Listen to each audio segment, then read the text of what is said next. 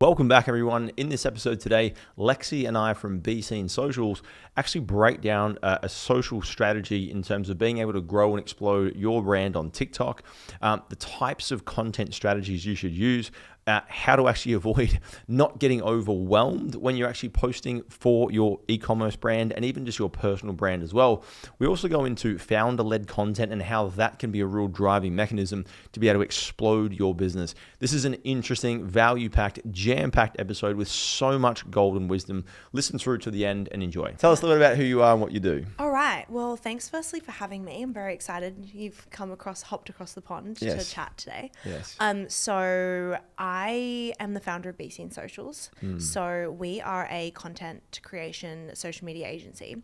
Everything organic, which means everything that Instagram, TikTok will allow you to do for free. So that's all the content creation stuff, as well as then we have a influencer section of the business as well.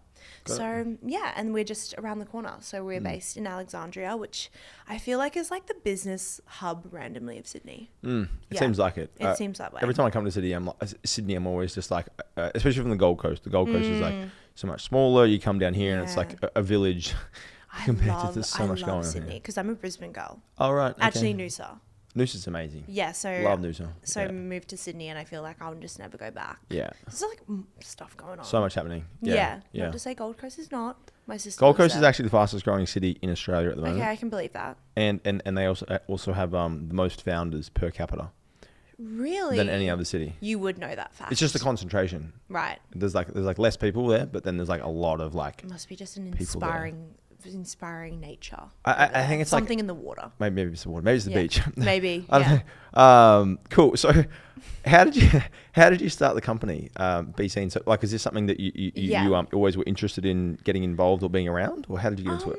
No. So, well, I guess I'll start kind of from the beginning. So I started Be Seen at 21. Okay. And so that was right at like the early stages of kind of content creation, social media management being like a business. Because obviously when I was 21, it wasn't something that I necessarily saw as a career. It was just something I enjoyed doing. So taking it a little bit back, I have a marketing commerce degree. So I dabbled into it a little bit, but you know how in like at uni for me, it just like wasn't, I went to UQ, which is kind of old school. Right. And so I think we did one subject about social media, maybe. Got it.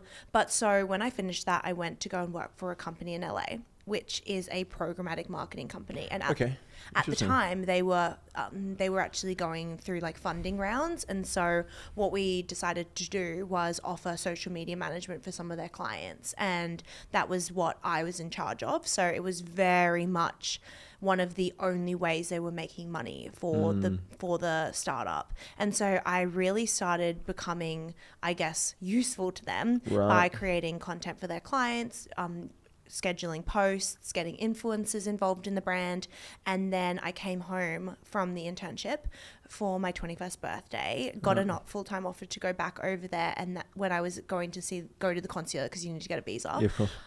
The consulate shut for COVID. So I guess that's where that kind of hindered the process.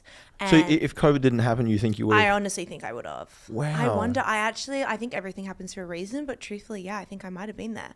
Might have been an LA girl. Wow. Yeah. So and working in a career as opposed to like owning your own agency as well. I think so, because I was never really going to start something on my own. But then what happened was that I needed to set up an ABN to go and contract out to that business because I'm Australian. I see. And then it was kind of like a light bulb moment where I figured if I'm doing it for one business, I can do it for others. And then I started taking on clients and friends. And my first ever brand was a friend of mine. Her dad had an alcohol brand, and he was distributing to BWS, Dan Murphy's, and then he was like, we should try an eCom strategy. And so I was like, yeah, okay, let's do it. So I started, setting up the Instagram, taking the photos, sending the product to influencers. And that was when I kind of practiced my processes and then moved to Sydney to start it. Have you always had an interest in content overall, or what was? Yeah, sorry. Yeah. Yeah, I'm just. It's. So I was cool. actually a full-time influencer before. There we go. There we go. Right, There it is. No, so I was a full-time. I did influencing all from year 12 was when I first started it. Right. So year 12 was when I was taking photos of my outfits and going down to the beach and doing the whole like bikini thing and taking photos of, I'm pretty sure I was like the OG, you know, like the skinny me tea vibe. Oh, wow. Do you remember that Wow, phase? yeah. So, and like the Frank body scrubs, Yes, that was like, yes. I was like, my All God, over that it. was all over that. I was all over it. So that was very much my beginnings into the content creation, which I don't know how I missed that part of that story. Yeah, so started with the influencer scene, which was so much fun. Like, I can't even tell you how much fun that was. I went to, you know, Fiji with like a brand. I traveled to LA the first time and went to like Coachella with Revolve. I was doing so many cool things, and it was such a fun job. But I always kind of knew that it wasn't 100% for me. Like, it wasn't going to be my career. And I always kept, you know, up with the degree and kept going, always having like a little bit of a side job on top of the influencer thing, or a degree like being at uni. And so then that's like really kind of built the scaffolding of the business, which is so funny because my mum and dad were really against me posting my face online. In year 11, 12, it was just not on. Like, posting online, posting my face, especially their friends would like send them photos that they saw of me and be like, oh, Lexi's posting herself on the internet. Yeah, of course. And they would like come and pick me up from parties and like take my phone off me and like make me delete everything, which is so ironic now because dad's my CFO. Wow. So now it's like, wow, he loves it now. Isn't that great? But I'm kind of a step back from the influencer thing now. And I've really kind of channeled all my energy into the scene. And it's just been like such a whirlwind, growing pains for sure. So it's been 5 years now. So we turned 5 years beginning of March. Congratulations. That's fantastic. Yeah, it's a business that almost didn't make it, or almost wasn't even started. Like, it wasn't even a thing. Almost by accident. But I think that's some of the best, is like kind of just like seeing, I guess, like a problem. One of the big problems I saw was that brands, when I was only 21, so I kind of at first I didn't see it as a big problem. It's grown into a bigger problem that we're solving. Is that when you're going and working with influencers or content creators, what you're doing is you're going and finding these creators and you're sending off product to them in return for one piece of content. And when you get it off, they're sending that product all the way out to that person's home. They're not there controlling the content. They're getting something back that most of the time is okay. But what we've created is an in-house UGC solution, which is where clients send us the product to the office. We get on a meeting with them. You very rarely can get on a meeting with a content creator. Very true. And so now we get on a meeting with we're the content creators. We get on the meeting and we design what the client needs. So we go, and I've done this with a few of your eCom Capital clients. I think Melissa, I think she's with her backpack. She's loving working with you guys. So that's exactly, we have a shoot on Monday. Amazing. So Melissa's a really good example. She's so good, Yeah, so we're going to jump on a meeting. We jumped on a meeting with her. We understood exactly what kind of content she needs. So is it targeted for ads? Is it targeted for UGC, organic? Do you care more about stills? What type of styling do you want? So she wants city because she wants it to look corporate, busy and corporate and and look like there's a lot going on. And then she also wants talking to camera stuff, which is kind of like really great for ad, and that will convert for what she needs on ad.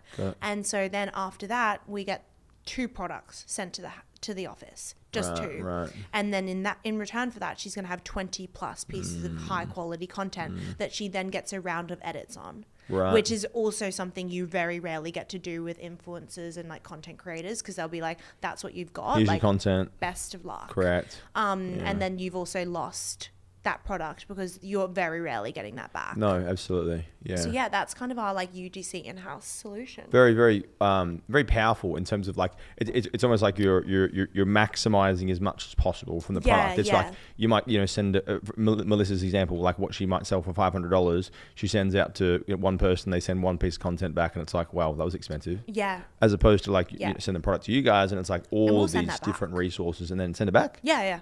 Jesus. Most of the time, like truthfully. Unless you really like the product and you're like, I like sometimes when we do like bikinis and like stuff like that, where it's like, well, we're probably gonna keep this. Of course. We just did an activewear one, and I was like obsessed with the stuff. I was like, oh my god, I love this. Sorry, got lost in the mail. Actually, I think it was another eCom client. Oh right. Northwear. Oh yeah, Amy. Yeah, Amy, they're amazing. Yeah, awesome brand. Yeah. So her stuff's unreal. It is. So I love her products. They're really, so really we were cool. like, we're gonna keep this. Yeah. I actually have the top in my I'm taking it to Pilates. I actually have it under this right now. Yeah, I'm actually wearing it.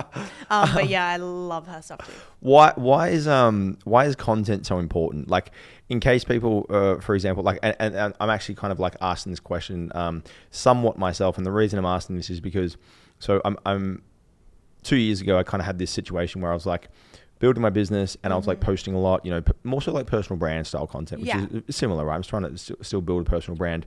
And what I was doing is I was like pushing a lot of content out, talking about all of the things that I'm interested in, getting a lot of engagement messages, all these cool things.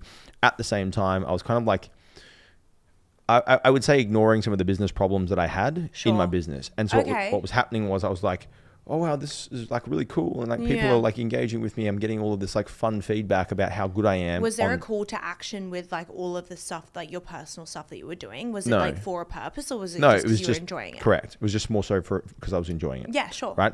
And then my business is like suffering, and I was like, wow, this is like really bad. And so I actually just like stopped all content completely, and I was just like, how about you just fix your business problems? Yeah. And so I started doing that. You know? So as in you stood away from doing like the content side. Yeah. Correct. Entirely. Because I was like, done with it. Right now it's a distraction. Can I admit something then? If you're like kind of saying that, I'm a little bit on the same page right now, which is like, I kind of, and that's why sometimes like for you and I and people that own businesses, once you do get to a level, you need to delegate in order to keep that up, because content it will literally suck your soul. And thank you for that. And I think thank you for making me feel like no, I mean, I used to do video content all the time where I would talk about like business advice and things like that. It's been a year since I've had time to do one. Right. So I'm like as guilty as you are in terms of like, okay, you had so much time to like film all this stuff and it was enjoyable, but then your time went into that and not into the actual running of a company. 100%. Yeah. So just from the content perspective, like maybe from a brand, like why should people care so much for the content they produce? Like, why is it so important for a brand? I mean, in simple terms, right? If you're a direct to consumer brand, one of the only, if not best ways of marketing now is through social media. Of course, there's other traditional platforms that you can go to, but the reason why brands and e-com companies are so successful, and why obviously platforms like eCom Capital are really useful, and like why having brands like companies like mine are so like are thriving right now, is because there is no barrier to entry when it comes to marketing on social media. You need a phone and a product. That's really the limitations you have. What you do with that is a whole nother thing. But when you have the opportunities that we do have with social media, it is really a needle moving position to be in when a piece of content can go viral just from uploading it. And I have seen time and time again things go completely viral just from organic social media content. And that's why sometimes like I do, when I am coaching eCom Capital clients, I really dig deep into like something that they can do in a series perspective rather than just like one piece of content here, one piece of content there. Because I think content can truly make a product and a brand take off so much more than the physical product itself. Think about like, and there's so many, maybe I'm just a girl just on this topic. That's fine. Maybe you can feel the same. But there are brands that I invest in now because of their social media content strategy rather than what the actual functionality of that brand is. There is an amazing brand, a jewelry company in the Gold Coast called Sandre. Have you heard of it? I haven't, no. So I feel like that brand is like moving the needle a lot in terms of like the content creation side, right? And there's other jewelry brands and other brands that are taking this content side of their business the most seriously. Like product development, all of those things are important, but they're taking the content side and actually being an entertainment source to their customers, which is then leading into that ongoing sales. And like Sandre, for instance, I'm biased because my sister runs that account, but I will say that like their content makes you need that product. When I see their aesthetic, where, you know, there's one clever campaign they did where they put like all of the products like on like toast, and it was like she was cooking breakfast. Oh wow. If you can like somehow like bring that up for like some kind of we'll put it up on the screen. Yes, this girl's like got jewelry and she pours it as if it's cereal and then puts milk on it, and like it's jewelry at the end of the day. But oh my god, I wanted all of it because I was like, pop off, this looks unreal. Wow. Yeah, so there's kind of like why content I think is so important, just to kind of get back to the original question, is that there is so much to say. You have to have a good product. That is no brainer. It's like you don't even go to market if you have a bad product. Yeah. This is just assuming the basics of business. Exactly. Have a good fucking product. Yeah. And arguably, like, you will get that first sale if your product is okay. Correct. And if it's good. But the people that will keep coming back for your brand can be deciphered by, you know, how engaging and educational and aspirational your social content is. Because I think with paid ads, you definitely need to kind of, you know, like you have those hooks, you have that kind of like bite to the content. Direct response. Yeah, but then it's the organic side that people go and follow you for and actually like want to follow your brand and want to see what your brand has to say and follow for new product and their second product, third product, fourth product. So just to touch on that for a second, how would you delineate, for example, organic content versus like ad content? Like, would you be like, these are the types of content we post organic, these are the, you know what I mean? Like, is there any key kind of like different archetypes? So you're actually the third person to ask me that today. I did just do my coaching call at 11. And then we did like obviously the difference between unique question. I know. I'm like, wow, boring. I'm kidding. So I think with the difference between paid and organic, I mean, there's a simple answer. One is to sell and one is to tell. And I think when it comes to paid, that is where you do have that few seconds to kind of get that person engaged and purchase, and you kind of want that sell. So it's probably like a harder, stronger approach really in the ad. Yeah. And it's kind of like, it goes back to kind of like the basics of the hooks and all of that type of thing, which is important. Organic strategy is where you can like really, I think personally, it's where the brands actually begin. It's why people really come back for more and go to your account and go to your social account, not to just be a customer, but to be a consumer as well. Because people buy stories, they really do. And I feel like product is good and it will fill a gap, and that's really great. But then coming back for more and more and having like an area of, or a part of the internet that like serves a purpose for you and like shows you more and kind of makes you feel intrigued about. It's like things. You found your community almost as well. I'm hanging out with people, I'm seeing things that I feel comfortable in. There's amazing brands right now that are doing such a good job with like everything in terms of like actually making their account so much more than just selling something. Obviously there's the basics of like Hailey Bieber's Rode. Of course, she's got a huge marketing team, and the amount of times clients come to me being like, I want Rode, and I'm like, great, congratulations. Okay, let me just go get Hailey like on the phone and we'll just like hit her up. Blank check, please. Yeah, literally. But there are huge takeaways from that though, right? Like, yes, okay, we don't have like $1 million marketing budgets to go do massive pop-ups in New York, but there are parts of that we can take away, which is that people want to see out of home content. People love interview style content right now. So people love going down to Bondi Beach and like interviewing other people and getting their real raw reaction from from people responding to the content or responding to the product. And that also goes hand in hand. That works for paid as well. Yeah. And it's working really well on paid as well. It is, So that's kind of like the determining factors is kind of like when you need to have paid, you do. I think that there's like a misconception of like when you have organic and it does really well, amazing, take that as a compliment, but then have an existing paid strategy. I do think that's important as well. Where we focus on is the organic side. So we do 5 posts a week for a client, for each e-commerce brand. 2 to 3 of those are reels. So that, and then on top of that, we are actually doing the monthly shoot and actually shooting that content ourselves. Because I think that's one of the B Scene differences, is that our agency, and this genuinely is it's hard to achieve because you need manpower. I was going to say that's very laborious in terms of delivery. So we need 9, we have a team of 9 women. All of them are content creators kind of outside of their day-to-day. And they just have so much passion and understanding for like the aesthetic of content. It seems like, from what I've seen with your team, they all seem to be like present really well. They're always really involved, engaging. And so one of the things, I'm actually in the hiring process right now, and it's so funny because I was like saying how like this is like working for B Scene and hiring for B Scene is such a unique thing. It's a very hard hire because it's not a traditional job post. Oh my God, no way. So firstly, you need to love social. So I need you to check Instagram and TikTok and all those things, not because you have to, because you want to. When something hectic happens on social, we do not shut up about it in the office. Like it's a big deal. Like when did you hear about how Pepsi bought that, the other brand, what is it called? Poppy? Oh my God, you don't know. See, not hired. There you go. You'll never. Damn it.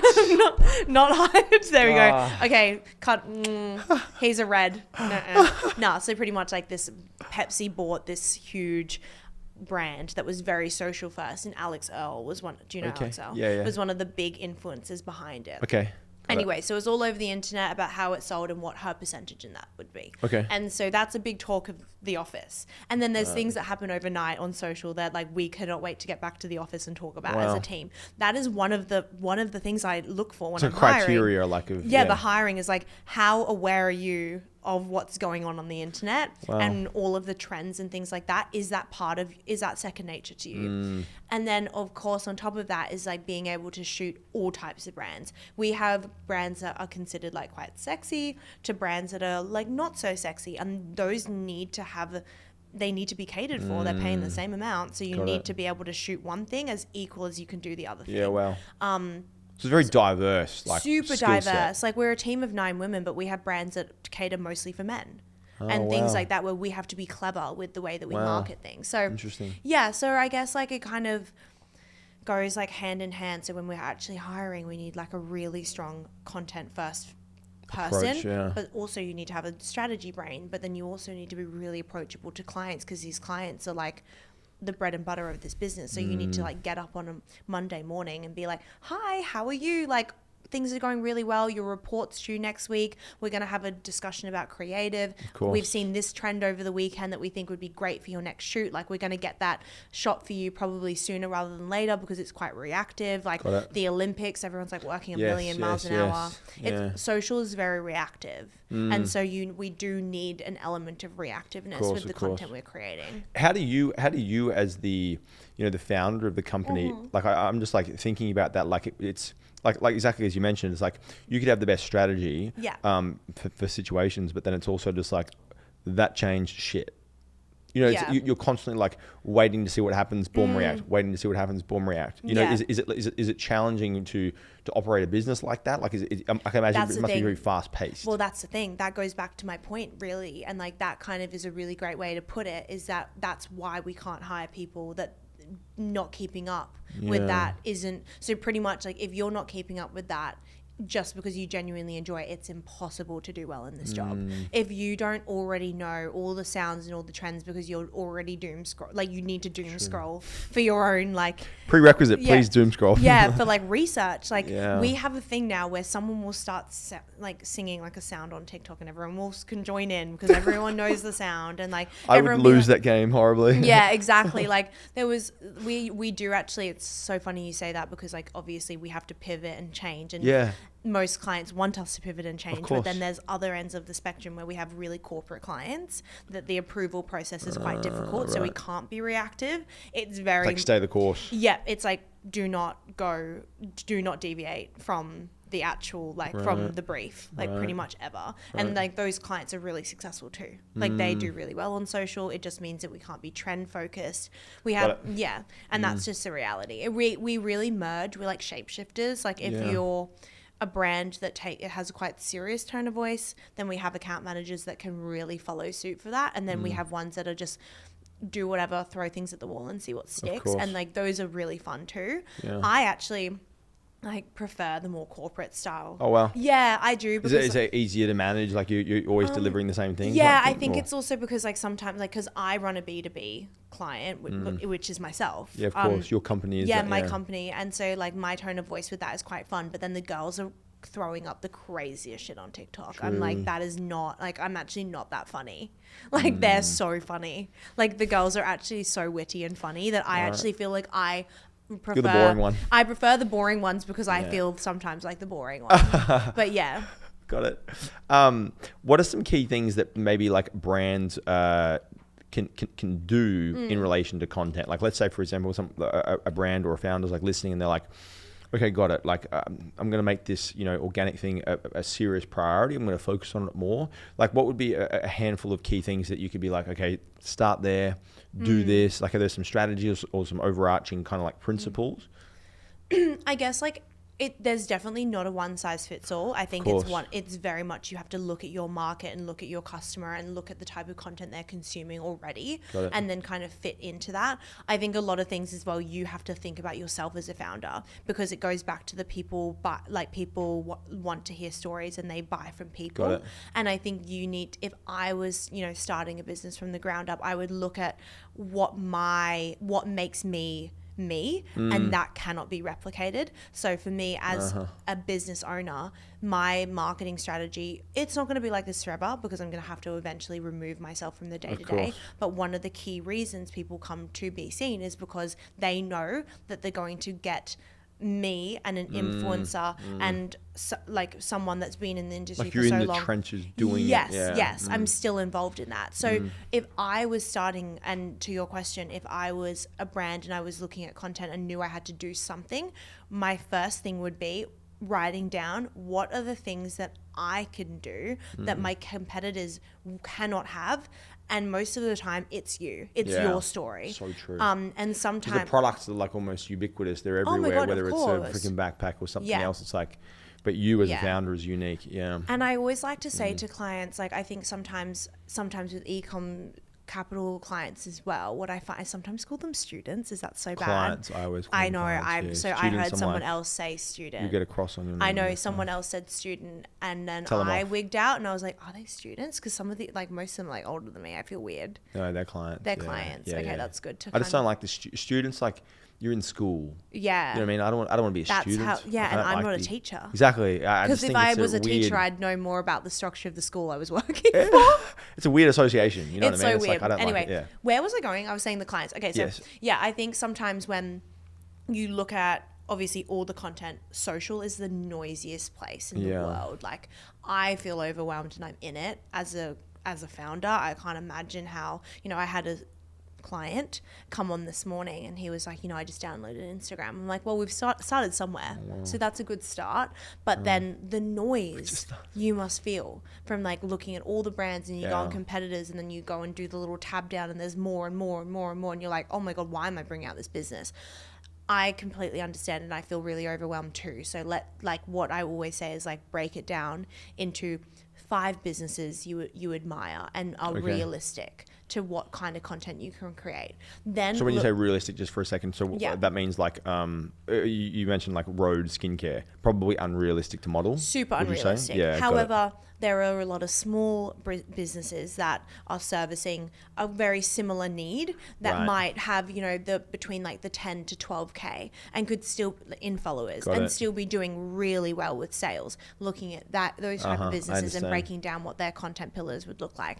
Then going back to the personal side, are there parts of your business that could not be imitated by someone else? And if the answer is you, then you need to use that, because founder stories are so interesting. They're so fascinating. People follow people purely for their story. I have a friend of mine that lives in New York, and I just went to go and see her last month, and we were talking about, and I admire her so much because she's the face of the business and she has scaled the company massively by just constantly being the face of it.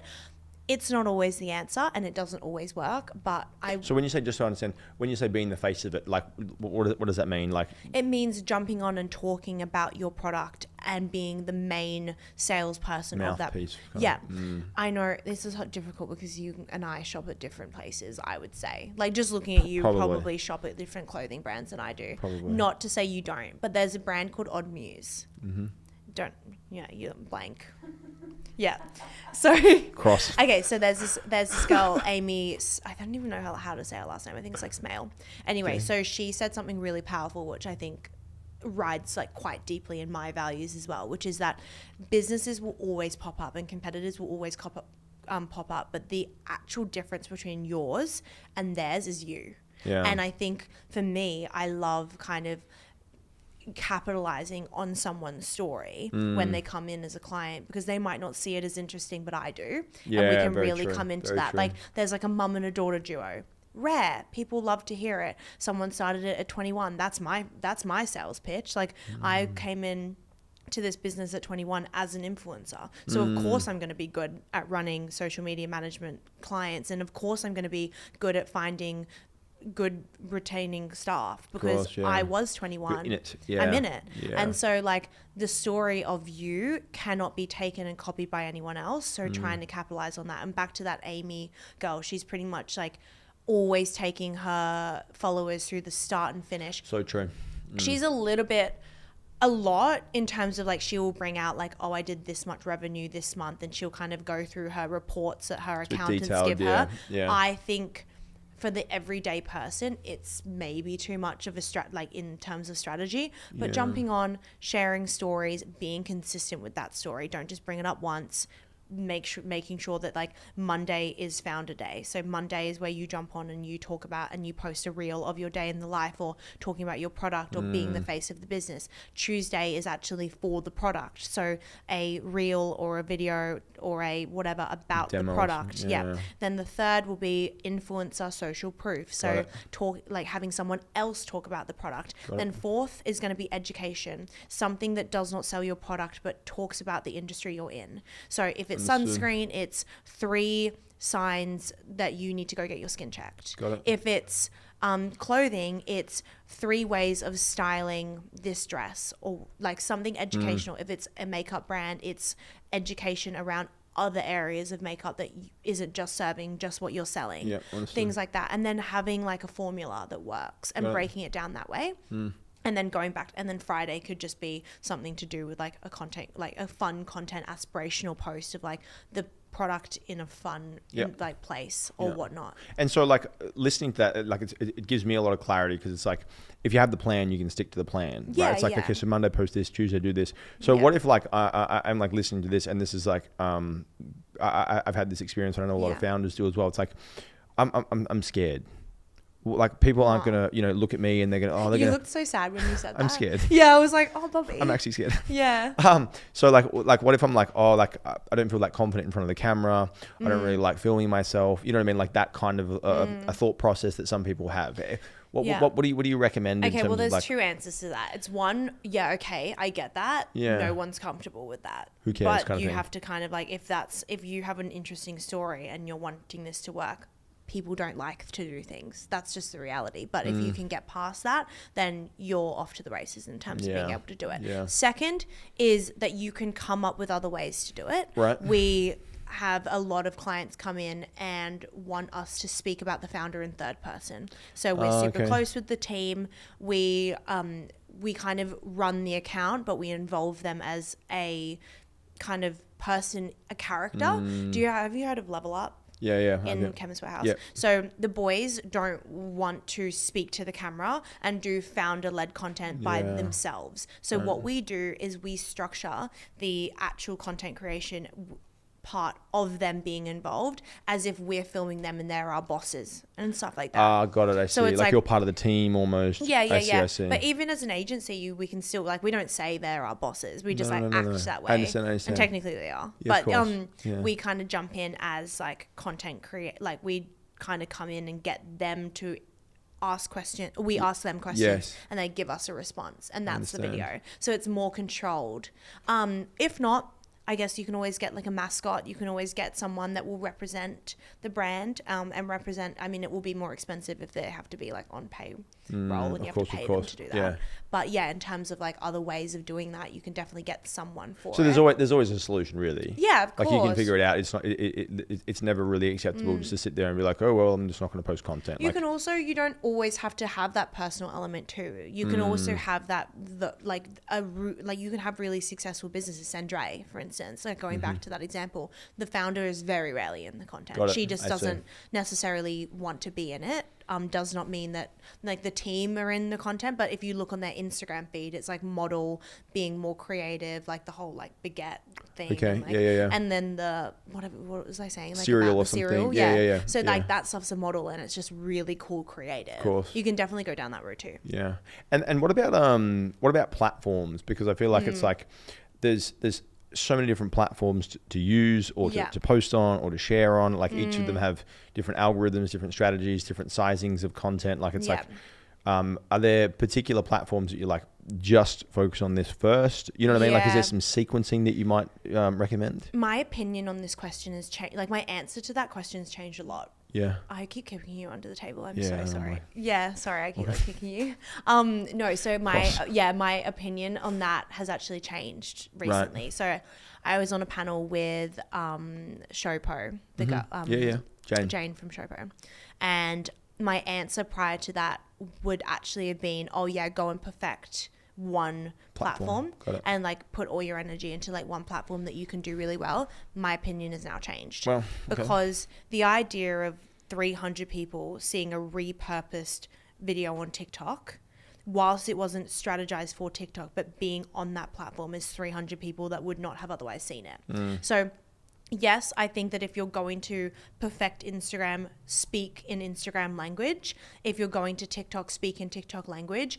By what that means is that Instagram is kind of how, I don't like say it in kind of like basic terms, but like Instagram is for people that know you. TikTok is for people that don't. Interesting. That's such a great way to describe it. Yeah. So Instagram is for people that know who you are. They kind of are back for more. It's almost like your Facebook feed. It's people. It's you're seeing your auntie, you're seeing your mum, you're seeing the kid you went to school with, like that type of thing again. Then TikTok is for people that you are walking down the street. So it's like almost like that's like the pure, like if you were to think about like acquiring a new audience. Yeah. All from TikTok as an example. And then it's like we keep them on Instagram. Yes. So Instagram is like, for people that just know you and they know the story and they're invested in that. TikTok is for people that don't know you. They actually don't give a shit about you. They don't want to be sold to. They just are coming across. They have just been fed your content. They're just learning like this is a new person maybe like engage with. Yeah. Right. And so TikTok has the ability to really push that content even further. Like there have been videos of our clients and my even personal content that gets millions and millions of views, and that like and it really takes like one or two viral videos, find that formula that works and rinse and repeat that over and over again, and you have yourself like $1 million business. Wow. You didn't hear that here though. I don't want to tell anyone. And just sign here so everyone can. Like do not quote me on that, because I'm like everyone's gonna go and like wait for like their $1 million hit, but truthfully it is like a hit. Like you can get a video, like we have clients that like one video will just do so incredibly well and they will run out of stock and so you mentioned there like the formula or the process. So what you're saying is like essentially once you do get some form of almost like the video style or type that works, you can be like, how can I recreate it?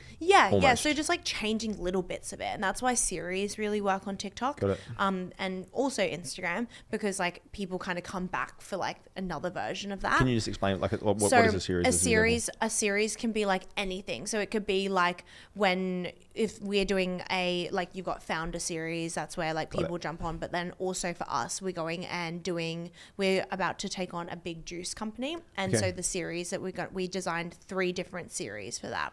One was a scavenger hunt around Sydney because their stock list is everywhere. Wow. So each week we're going to do like a new scavenger hunt where we go and find new stock lists, and that we're going to have little t-shirts on that have the brand, and we're going to go and finding the brand all over Sydney. So cool. Then the another series is where we're going to go to people on Bondi Beach or on in front of like the Harbour Bridge, and we're going to have people blind test the flavour. They're like really cool. They've got like carrot, apple and ginger. Sure. Is that a normal one? Maybe Karen, something like that. Something like that. Yeah. And then they will like blindfold, we'll get them to try the flavour, and then they'll guess the flavour, and then they'll win like some kind of prize. That's a series. Right, I see. And so those are like the kind of things that people come back for more. I see. With Level Up, we put it Level Up in like different drinks and like would try it. So we'd try it in like a Macca's Coke, like Macca's version of try and level up in different flavors and other things like that. And like Starbucks, like try and level up in Starbucks drinks, things like that. So it's like a series. And so what you're doing there, you're aiming to obviously continue bringing people back. And engage current people as well. Yeah, right. And keeping people back to like the account and like the fun side of it. And so, I guess it also, even like when you're creating the content and like, say for example, you go and plan a series, like I feel like it would be much easier from a creative perspective, because you're like, I'm going to create this maybe like 4-part series, 5-part series, whatever it might be. Let's go on, okay, step 1, step 2, and you can plan it out. Yes. And I think a lot of the times, I know personally when I used to post a lot more content, I would always get like blocked because I'd be like, oh, what am I going to post today? Yeah. What am I going to post tomorrow? And so without some kind of like framework or series or things that you can post, buckets type thing to post into, it makes it so much like easier if you're like, okay, this stage 1, film the opening of your business as an example. It makes it so much easier when you've got a process for it, because you know that you only need to do one founder video once a week. And then you've got like other things to fill in that content with. Like if you're constantly trying to like put out new ideas constantly, that's like you're always going to get fatigue from that. I mean, like content block is like such a serious thing like that we get sometimes when like we've only got one head in it, which is why for us like we've structured the agency around like there's me as director, then we've got a general manager, we've got like creatives, and then we've got the account manager. So it's like constantly so many brains behind each piece of content. Do you guys get like blocked still? No, not now. Because like if one person's blocked, then the other person comes in to help. It's like, just a constant like hive. Yeah. And there's also like new trends and new ideas. Like social is like so crazy. Is it do you find it overwhelming like for you being in it? Because I feel like personal, like overall like because I know myself, and I guess maybe this is like on the outside I'm like, holy shit, there's so much going on in there. Like it's moving at such a tremendous speed, you know what I mean? I'm like, what do I do? Where do I start? How do I jump in? I'm going to start posting this. It's going to be irrelevant and obsolete tomorrow.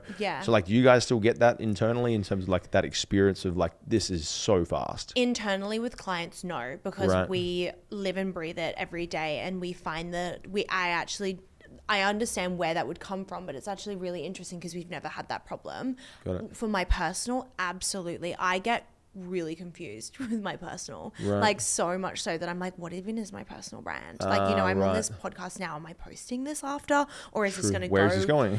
Or is that going to go with my clean, like fashion-y Instagram feed? Because like I get like anxiety if my feed looks bad. It's so bad, but it really sounds like my wife. My wife like sees something that comes is she like a feed girl? On my feed, and she's like, delete that shit right away. And I'm like, what do you mean? Does she have a really pretty like grid? Yeah. And it's just like, it needs to stay the same. Can't like... Oh my God, no, literally. I remember I wore a red dress to my birthday. And so like, it was like a flash photo in red. And I couldn't even look at my own Instagram. I was like, get this away. I need to black and white this, or I need to delete it. Like, it's actually bad. And also just the direction sometimes, because people follow me for, you know, business tips and things like that. But then I just love like a little like hot little boyfriend photo every now and again. So I get really confused as well, because I'm like, do I want to go down that corporate route and like be like business blah blah, post like professional clips value, of me talking and like be like, you've got this, like that vibe, or do I still love the influencer side? So I'm just trying to like balance and mix, and that's where I get confused. With our clients, we're paid to not get confused and to like stick to like the plan. We have a strategy that we fit out an entire 6-month plan with content creation, with movement as well. So it goes creative meeting, where we jump on a meeting with the client and we understand what the sales are coming up, what the things are this month, new flavors, new sizes, new whatever. And then we do the content based off what that's going to look like. So Mother's Day is really busy for us because we have a lot of like women-based brands. I see. Obviously then you've got like, okay, we don't really have that many Easter-based clients. That's like Easter's a bit random.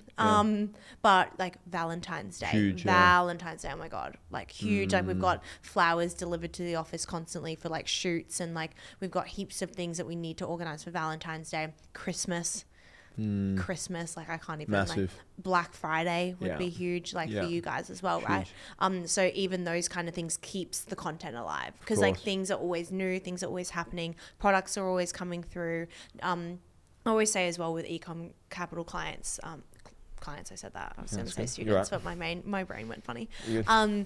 So as well, like there's obviously different ways that you can like scale your business. You can either like explore new markets, or you can add on your offering.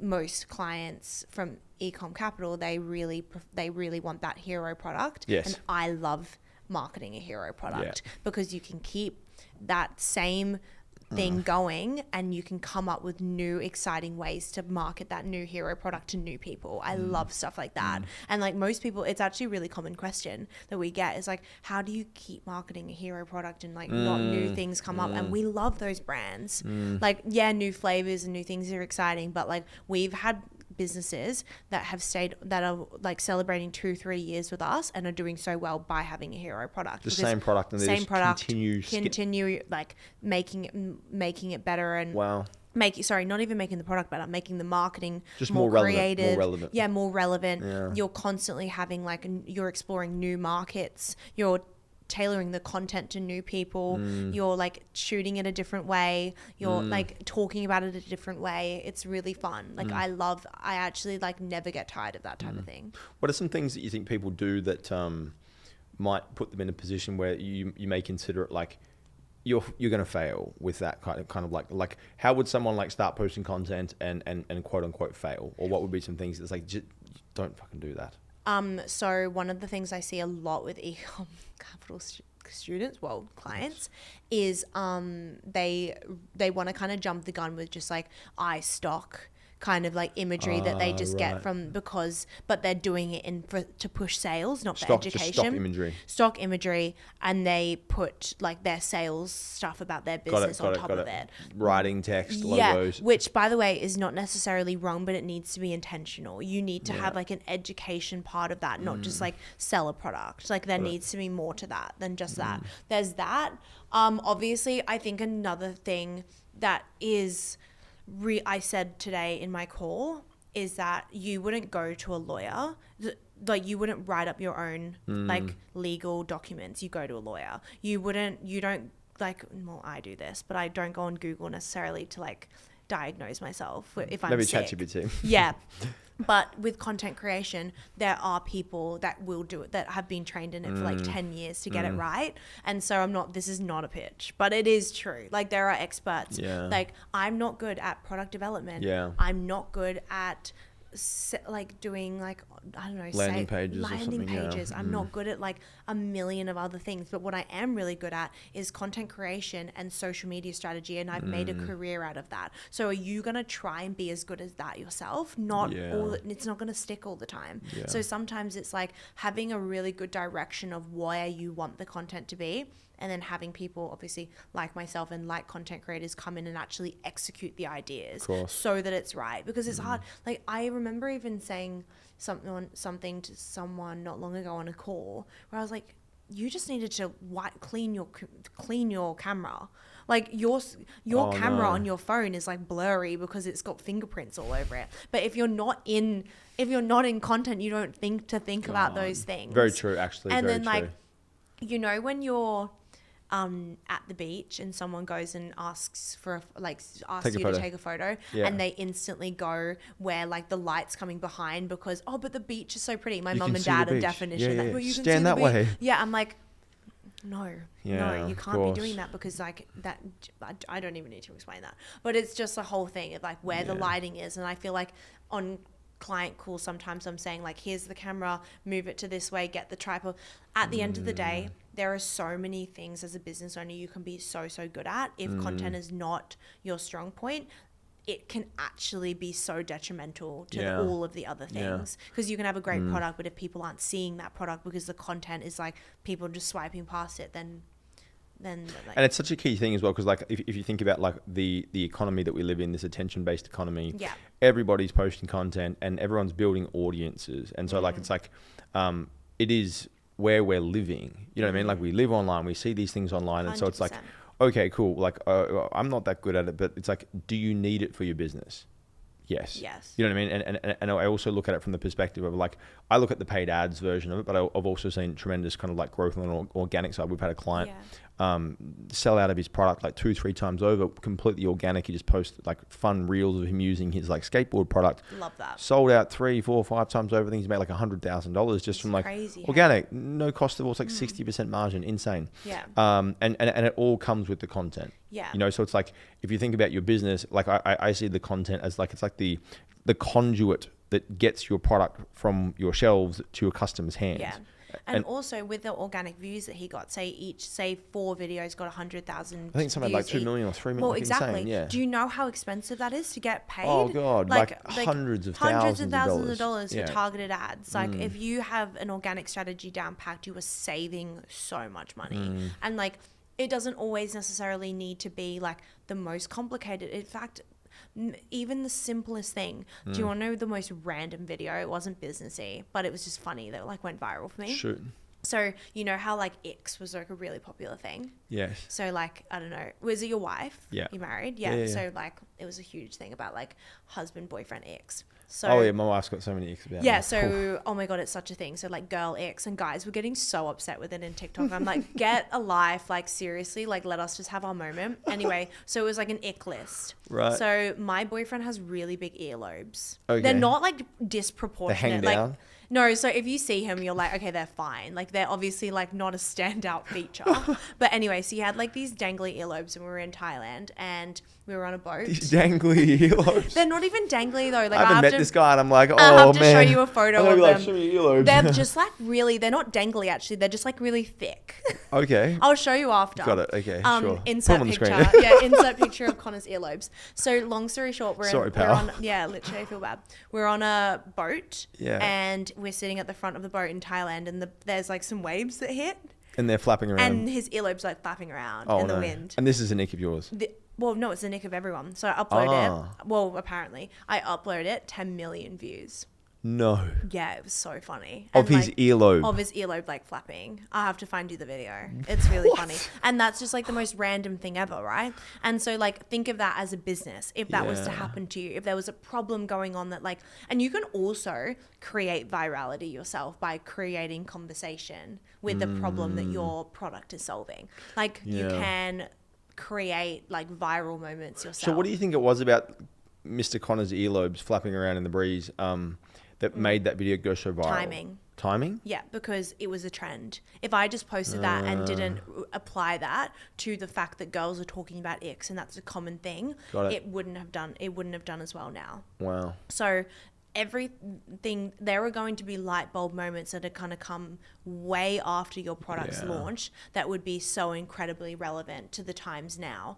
I was just trying to think of something that's like kind of controversial that maybe is going viral right now. Yeah, I was about to say, are there any things at the moment that are kind of like I feel like the girls trend, can answer this so trend? well. Oh my God, if phone a friend. If one of my my head of TikTok, for instance, or one of my TikTok girls was here, they would like be screaming, going, this one. How do you not know this? Yeah, but that's why I do the boring brands. Because I'm like, yeah. well, I can't really think right now.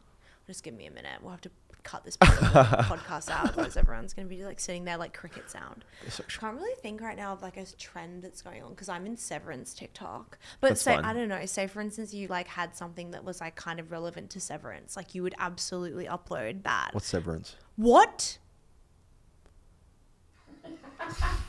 What? I actually have no idea what Severance is. Oh my God, what the heck? Genuinely. Cut the cameras, I'm out. Are you serious? Okay, Severance is like a iconic TV show. Do you know what White Lotus is? Yeah, I know White Lotus. Fine, yeah. we'll just like, we'll do like... Insert White Lotus. Oh my God. Politely continue. Okay, but say for instance, like Thailand is like now popping off because of White Lotus. Like say for instance, like your product was like made I have in seen Thailand. Severance is, it's like it's a TV sci-fi show kind of like show. Kind of. So what happens is that when you go to work, you're severed. So yes. brain, I saw the trailer. I never watched it, but I know the one you mean. Yes. It's the best show. Got it. Okay. Ever. I don't watch any form of like Netflix or anything, so I'm sorry. Oh my God. Okay. Nothing. Yeah. We have someone from the Stone Ages over here that runs an eCom capital business that doesn't watch. I mean, sometimes you got to you got to switch off. Do your research. No, I don't. I don't need to do the research by watching Severance, do I? How is that research? because you want to try and apply the trends in Severance to your product. My wife's going to be so happy you telling me this right now. She's like, see, now you do need to sit with me and watch Netflix. Exactly. See? But there's just like things that are going around that like people are interested in, that go viral, that you need to like jump onto with your product that might not necessarily be clear at the start, but then later on, like the ick thing, like if like the ick list was like a big thing back then. So like jumping on something, that video, by the way, was a year before that ick trend came out. So I had that video and I only thought to use it when it was applicable. So it became relevant. It became relevant. You shot it beforehand and then it became relevant. Right. So like listeners, take what you can from this. No, but this is a big thing, because it's like what you're saying is essentially like what I'm hearing out of this is like the reason that it's so important for you to be so like in the platform and like aware of what's happening is because like you may have all these things in your photo library or video library that you're like, oh, this is just some random piece of content, and then something shifts and you see some certain change of like the ick, and then you're like, oh my God, I know exactly what to post. There's a trend right now, which is a thing where it's like where two worlds collide, and you've got a mum and a dad, and then you show your kid or like what you look like, because you go, my sister just did it, so it's my mum and my dad on their wedding day, and it's like an Adele song, it's like two worlds collide, and then the end result, I feel like the girls like in the back probably know. They'll probably know this. But then you must have this conversation with them. They'll probably be all over it. They're probably like, yes, oh my God, I can't believe Sasha got it. Severance. like, oh my God, Sasha's just horrible. Anyway, so that's my wife out there. Oh my God, is it? Yeah. Sorry. No, it's fine. Well, I'm embarrassed to marry this guy. Anyway, so there's like, so there's like two worlds collide, and then it's like the end thing, right? So as a business owner, you have you and you have the idea or whatever it is. And then you go, worlds collide, there's your product. Like that's a viral moment because it's on trend. Everyone's doing it at the moment. Like it's a very common There's something thing. else. This is probably a really bad example of this. I don't know what the video is, but there's this thing that my wife was showing me, and it was like, but I feel poor.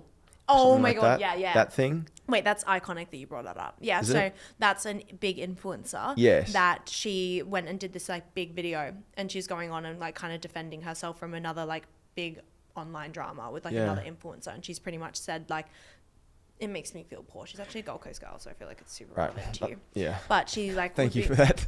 Yeah, so she'd be like, it makes me feel broke. And so now it's like people are using that sound over and over again on things. So if you're like, if you have like a witty mind, or like your business can somehow be applied to the sound of that, then you're off to the races again. You've got something that's viral. You've got a viral moment. Like you've kind of like, for instance, how I feel after so-and-so's like Black Friday sale. It makes me feel broke because you've just spent all your money on the sale. So good. And those kind of things is why content to us is constantly evolving and constantly like we're always on the front foot, because she, like your wife, she's kind of heard that she can now apply that to the business and that's make why, it relevant and apply it to the 8 clients. Well, if she was in BC, and like apply that to the 8 clients that they're running.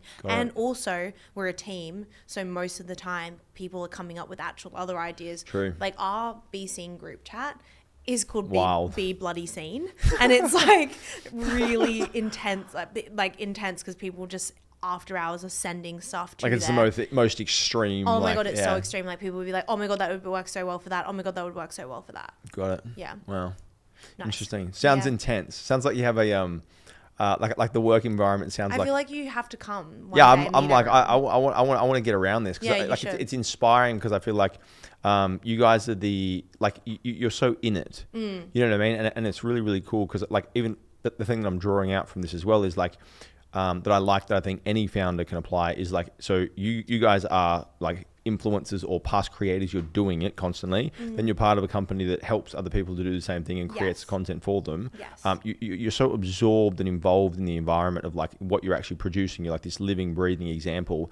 And I think like if I apply that kind of philosophy to founders, founders don't fucking do that. No. They start a company and they go, maybe I'll try. Yeah. And it's like, no, you can't fucking try. You need to be in it, like fully immersed in it. And like you guys with the socials, like you aren't like kind of trying. You're like, I'm all in on this thing. Yeah. And like, we can be all in for clients that don't want to do that too. Yeah. Like 100%, like it's not for everyone, and like that is the most challenging part. So you can be really good. Like we have clients that have done an incredible job in product development. You know, they have these amazing products. Like I couldn't make that. Yeah. So like it's all about delegating, and like if you're not wanting to be like the face of and like the founder behind and talk about the journey, then someone else can do it for you, or there are clever ways of doing that too. Yeah, absolutely. Yeah, and it is also like, I think there are like more geeky type product based individuals, and then people that are like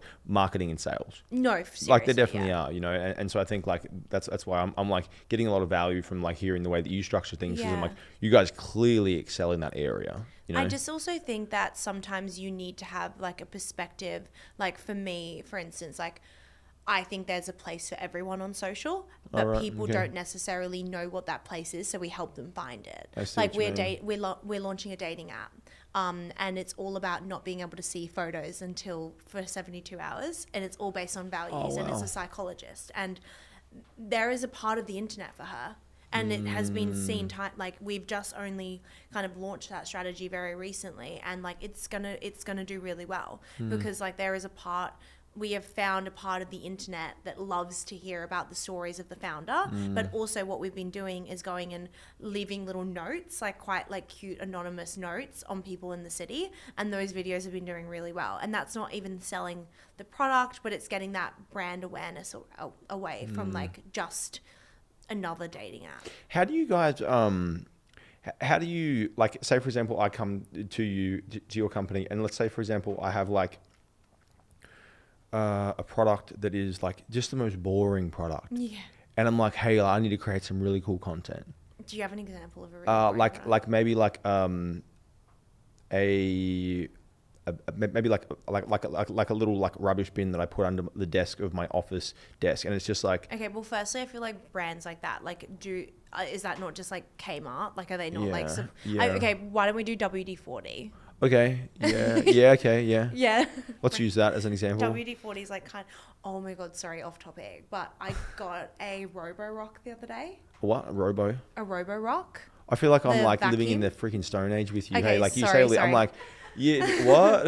So a Robo-Rock is like a vacuum that like it's like sucks around. Okay, got it. Yeah, and it's like, anyway, so I was going to say we did some campaign stuff for them, like content creation stuff, but that I think that's kind of cool. I don't think that's boring. Yeah. But WD-40 is kind of a brand that I would say is kind of boring. Yeah, ish. And for them, like content creation is a huge opportunity because it's a time to get plumbers in and get all these different people that use it, and have like a really cool strategy of like how you use like, hi, I'm so-and-so the plumber, and this is how I use my blah blah blah WD-40, and then they go and like do this really cool content, and that performs really well. There was a video of Kirilee's dad, who works for me, sorry. Okay. You'd be like, who's it, Kirilee? So she's my TikToker. She and her dad did the campaign where he's showing her all of the different things that she could use WD-40 for, and that did so well. So apparently someone recognized him in Bunnings and was like, oh, you're like the WD-40 guy, which is like such a boring brand but made so fun. And it's such an old brand that's like in a demographic that's like, oh yeah, like the older blokes that grab it from the shop and they spray it on the stuff. Yeah. Do you know what gold bullion is? It's where you can like buy gold and it increases in value. Yeah, of course. You kind of have gold like you just invest in it. I thought there was a different like no TikTok like version really of this or something. Yeah, I was like, is that tech? No. Is this just like the gold? No, it's like the got gold. it. Yeah, of course. So we have a gold bullion client that would be celebrating probably like 2 years with us now. That's a boring product. Boring. I would say that's so like it's like, and that is our most successful online, like successful client. Interesting. Because we go in and we interview people. We actually took a gold bar out on the CBD and got people to like guess how much like. Oh, it's worth. Yeah, it's worth. And then the girls did a little test because the account managers have been the same like all through 2 years, so they're all like best friends now. And they just did like a little interview style like quiz about like gold. And then they like do heaps of facts. So he jumps on and does all these like gold bullion facts. And then there's the girls, the young girls that are like 22 and 23 come in as the people that know nothing. So that's like the series that has been created from it. Right, wow. And they'll go and interview people and be like, hi, can we like ask you some questions about how you invest your money? And like, it's pretty intense. Wow. And people are so interested in that. Wow. Yeah. So that's like a really boring, those are two pretty dull brands that we've made fun. Is there, is there some products that you're like, that's not a product to push on TikTok? Or like that, the demographic's not on there? Okay. So I have a new opinion on that. Oh, okay. So there are businesses that shouldn't have their own TikTok account. Okay. But there are businesses that should have people talking about them on TikTok.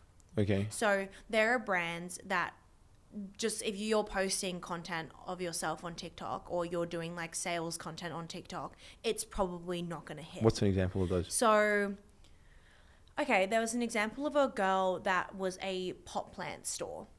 And she was like, oh, I really want to get on TikTok, but I just like don't really know how to do that. And like, truthfully, my mind kind of went a little bit blank because I'm like, well, you're just a brick and mortar. Okay. So you're very location based. So you kind of like, even if videos go viral, it's going to be very hard to scale this pot plant business on TikTok. True. However, you're in a pretty popular area. So what I would do is be on TikTok through influencers that are local in your area and have them do days in the life, picking up their new pot plant and taking it home and decorating their house with their new pot plant and having your business on TikTok through them. And give 10 pot plants away every month in return for them posting on their TikTok and talking about it. So you don't necessarily need to be on the platform yourself, but you need to have someone else talking about you. I see what you mean. Another example of that could be like B2B businesses. Sometimes B2B, we don't really take on B2B as much because I just don't. It's just the girls aren't is interested in them. Sure. But there are examples where like you don't necessarily need to be on the platform and have people churning out content for the business and have like a TikTok manager for yourself, but having other people having influencers talk about you. And so you're on there and you're having people go to your web. Like at the end of the day, you only want to be on TikTok so that they then go to your website and then buy. Correct. That doesn't always necessarily mean you having like you as a brand having a TikTok account. It means that you have people speaking about you on there and bringing in traffic from their account. And that's why influencers are so successful. But that's arguably sometimes a better use of time and money than just like putting all of this energy into like 5 videos a week for your brand. Location based, like retail store. That's I'm blowing up in Europe. Wow. Yeah, and it's like, okay, great. Like, how am I going to service that? There was a girl that did this so incredibly well. She's called, she has a cafe in Bondi. Okay. And she's like a 25-year-old business owner. And oh my God, she's done so well with just like all of her, every single time I drive past that cafe, the lines are out the door. Wow. And mostly that's because her being founder-led content, but then also having influencers talking about the product. So they go and have this like matcha that's like amazing. And then 6 influencers have gone and posted that for them.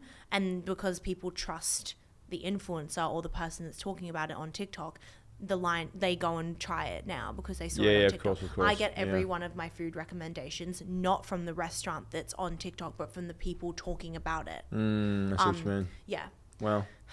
Is it I'm so impressed by your commitment to what you do. Like I'm like, you're so into it. You're so sharp. You're so like onto every single thing. No, genuinely you are, and it's like testament to what you do. What's the cost?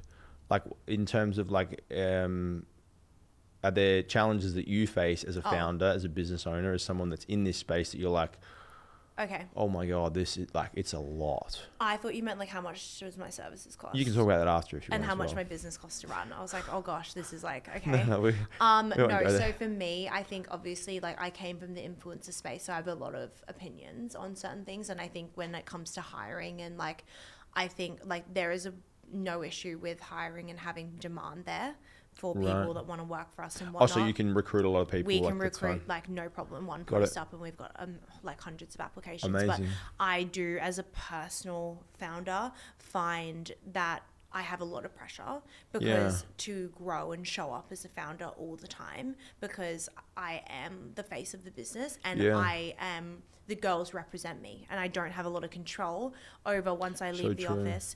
The content they put out is a representation of me.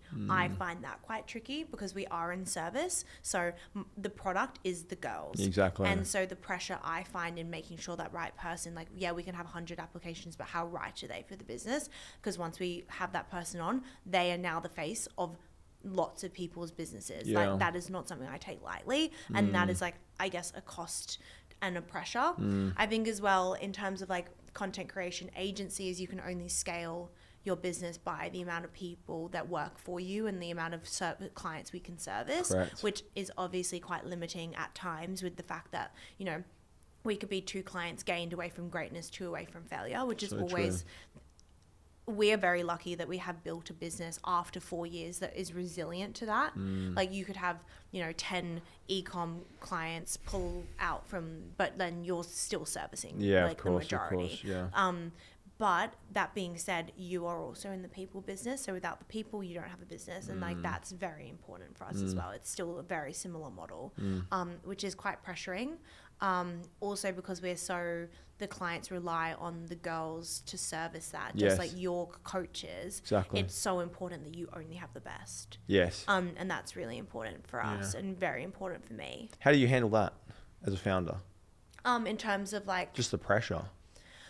I'm very lucky. I actually have incredible people around me that actually build me out as a founder. So I'm very lucky, and I don't share this very often because he wouldn't want the credit to going to him, but I also, because it's my dad, it sometimes seems like, oh, like dad. But truthfully, this man I'm very much alone because he left Australia on the 4th of January. He came back last week. So, and he was going all through like the Amazon. And wow. I don't know. Is Peru? Not yeah, right? yeah. Is that where the Amazon is? Yeah, it is, yeah. Is it? Yeah. Oh, what the heck? Yes, I got one up on Lexi. Yeah, I thought that they were like, I think they were doing like this Amazon and like Brazil. Yeah, Peru or Brazil. It's all around the same all pocket. that area. Yeah. So they were there for like 3 months. So he kind of left me alone for that period. But then he sold his business in 2016 when I finished school. And then he kind of went hard with working on my business in terms of like financial models, building out a lot of the stuff. And then just in terms of mindset, he's probably not the best because he's kind of like, he leads with his brain, like, and he's like a bit of like a man, right. Whereas I am still a little bit like emotional, and I do find things very personal. It's something I'm working on right now. When you start, I feel like I do take everything quite personally. I'm very, but I think that works for me in terms of like, if I'm a people person and I'm in a people business and I lead with empathy, that has been nothing but successful to me. Yeah. But yeah, he's incredible at like building that out for me. Also my partner, like my actual like boyfriend, I don't know, like with the earlobes. Yeah, with the earlobes, bless him, Mr. Earlobes. He is like incredible in supporting as well. And I think and you're probably the same, when you find a partner that can support you in so many ways, like just like the little things, like I've got dinner tonight, don't worry about it, like you can come home and just like work that little bit longer. Or like he doesn't run his own business, but he absolutely could now, since supporting me in that way, like just kind of rationalizing things and like being like, it's not that bad, like you've got this, and like asking me the right questions at the right time, and like that's really helped me a lot. So I don't want to say that it was like entirely me. There's like the people around me that have built that out. I will also say, because I'm in the influencer space, and because I grew my business at a time that a lot of my other friends that are also influencers were starting businesses. My friendship group actually own businesses, like a lot of us. Nice. So I have a lot, like I would say about 50% of my friends own like really successful businesses. It's amazing. So I can soundboard from off them. Good. I woke up to a 6-minute voice note from one of my best friends in the UK who has this incredible company, 3 incredible companies, 4 incredible companies. Yeah, I was like, wait, 4 businesses. And she sent me this huge voice note on, you know, how to kind of emotionally remove yourself from certain things, how to feel about certain things in business, like super private things as well that like only she knows about me and I know about her. And that can be just like, that can be so helpful, like, and to kind of just hear that from people that are like, oh, I've been there, this is what I did. Most of my friends are in that. And I think like having a network is so important, and it's like really what's made everything for me. I think it's interesting because I find that women tend to do that a lot better than men. I think so too. Like I look at the groups that I have around me and I'm like, nice. And then I look at the way my wife communicates to all of her friends and it's just like, we're there for each other. Like it's like so honest about the challenges, so honest about the problems that are happening. I'm feeling this. I need some help with this. And the guys are like, what's up? You crushing it? Yep, we're crushing it. Yeah, and I get it's that. Like, no, I'm actually really struggling. I need some help, you know? I mean, I think that goes into a much deeper issue that I don't even know if we have time to talk about today. Agree. Just about like the differences in that. And I think there is like, it's actually an interesting point that you make because I don't know if you've heard of Club of United Business based in Sydney, and there's one in Brisbane as well. I went and saw, I did a conversation with Blake there for his podcast actually. Yeah. So I actually think that like that makes up majority men. Like there is like there is quite a few women there and the women there are so amazing. But then there's also like, they are mostly men as well because I think it's a really good space to like talk about things and like they have a dad's group. Oh, wow. And I love that. Wow. They have a dad's group where they do round table talks about like being dads. And I just think that's so cute. And I love that. And like, that's exactly like, I'm going to get to a point where eventually I'm going to want to start a family. I'm going to want to do all these other things too. And so like, I think for me, some weeks are better than others, but I'm getting to a point now where I have built out a business that can stand on its own 2 feet and are resilient through harder times. Yeah. That now I'm going to Europe for a month. Amazing. In 5 weeks' time. Don't really know what to do about my coaching calls, but I think maybe we can talk about that after. We'll talk about that like, after, should I still take them? We'll I don't know. After, yeah, let's talk about that. Because I'm like, I actually didn't think about that until now. Till right in this conversation. Yeah, and then I was like, oh, do I need to let someone know? But yeah, so things like that where like I have kind of started removing like little parts of me from the business that have made my mental capacity to take on more a little bit better. I also said I'm kind of in between like EAs as well right now. So I think delegating in order to be able to do the things that you're really good at better is so helpful. Yeah. But not something everyone gets to do straight away. No, it takes time. You gotta get to a certain level. We gotta suffer and suck it up. Do you have like, how does your structure work? In terms of, do you have like someone that kind of works directly under you for like your branding and stuff, like you as a person? So my wife she takes care of a lot of like the eCom Capital branding stuff. She runs like the socials for that. Good. Yeah. And then we have like the content editing team. And then she also does some work on like my personal brand and kind of like oversees the content on that as well. And then I'm just hiring at the moment like a full-time kind of like videographer, content creator that can just like hang around with me, post on all platforms, like essentially like take all the stuff that I'm kind doing all the time. Do, like exactly. Just like right around me all the time because I think that's the key thing. I'm trying to find. It's like I want you just to be sitting there right now. And then capturing some of this stuff and be like, boom loaded. Yeah, me too. On all platforms, like that kind of individual. So I think that's going to be pretty helpful from the content perspective. And would you ever get like brands involved in terms of like you as kind of like a key leader? Would you ever kind of turn that platform into like something more like kind of like an influencer? Or is that something you as in like if you're building out that following, is it for eCom Capital clients or is it more so would you ever, because like half of me pushing my personal social is for clients for Be Seen, but then there's another side of me that I like get my clothes for free, my jewelry for free, like I'm an influencer too. So like is that any, because there's not like a lot of males doing it. Right. I don't know, maybe we can have this conversation in the future. I haven't considered even the idea of that. I'm kind of just building it to probably just build the audience and also give yourself credit, right? Because like I think a lot of people, once you've got that following behind you, it's like, oh, that guy knows what he's talking about. It's like a value add. Credibility. Exactly.